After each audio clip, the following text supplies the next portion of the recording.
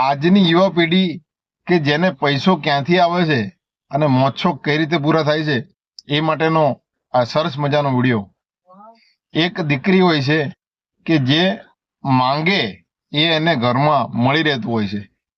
એક દિવસ એ એની કોલેજના પ્રવાસમાં નીકળી રહી હોય છે. એ બસમાં બેઠી હોય છે, એની જોડે ફળ હોય છે, પૈસા હોય છે, દરેક વસ્તુ એની જોડે હોય છે. અને એ સમયે એ બસની બાજુમાંથી એક બાઇક નીકળે છે જેની સ્પીડ થોડી ફાસ્ટ હોય છે. પણ એ જ સમયે રોંગ સાઈડમાંથી એક કાર આવી રહી હોય છે. કારને અચાનક વચ્ચે આવી જતા એ બાઇક વાળો બ્રેક મારે છે અને બાઇક સ્લીપ મારી જાય છે. બાઇક સ્લીપ મારે એ વ્યક્તિ પડી જાય છે. એને હેલ્મેટ પહેરેલું હોય છે, એને બહુ ઈજા થતી નથી. પણ આ બસ એની પાછળ આવી રહી હોય છે.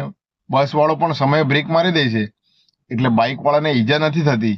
બાઇક વાળો ધીરે ધીરે એનું બાઇક લઈને સાઈડમાં રસ્તા ઉપર જઈને ઊભો રહે છે અને એ સમયે હેલ્મેટ નીકાળે છે. અને આ બધું જે કોઈ પણ બસમાં બેઠેલા હોય છે દરેક વ્યક્તિ જોઈ રહ્યા હોય છે.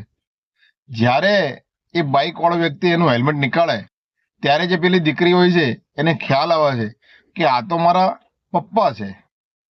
એ ફટાફટ એની બસમાંથી બહાર ઉતરે છે અને એના પપ્પા જોડે જાય છે અને પપ્પાને વાત કરે છે કે પપ્પા તમે આ કાર્ય કરી રહ્યા છો, મને તો ખબર જ નથી. ત્યારે એના પપ્પા એમ કહે છે કે હા બેટા, હું આ ડિલિવરીનું કામ કરી રહ્યો છું.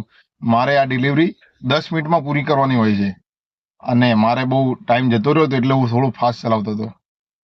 ત્યારથી એ દીકરીને ખબર પડે છે કે મારા પપ્પા આટલી મહેનતથી કમાણી કરે છે અને એના કારણથી મારો મોજ-શોખ પૂરો કરે છે. તો એ દિવસથી એ દીકરી ફક્ત અને ફક્ત જે એના મા બાપની ઈચ્છા હોય છે, એનું સપનું હોય છે એ પૂરું કરવામાં વધુ ધ્યાન આપે છે અને એ દિવસથી એનો ખર્ચો અને મોજ-શોખ ઓછો કરી દે છે. એટલે આ વાતનો સારાંશ એ છે કે આપણા મા બાપ કઈ રીતે કમાય છે અને આપણી ઈચ્છાઓ પૂરી કરે છે એ આપણને ખબર નથી રહેતી. પણ ખરેખર એ આપણે જોઈએ ત્યારે આપણને ખબર પડે છે કે આપણા મા બાપ એ કેટલો સંઘર્ષ કરી રહ્યા છે આપણી પાછળ. તમારું શું કહેવું આ વિડીયો વિશે? વિડીયો સારો લાગ્યો હોય લાઈક ફોલો શેર જરૂર કરો. જય માતાજી, જય ભારત.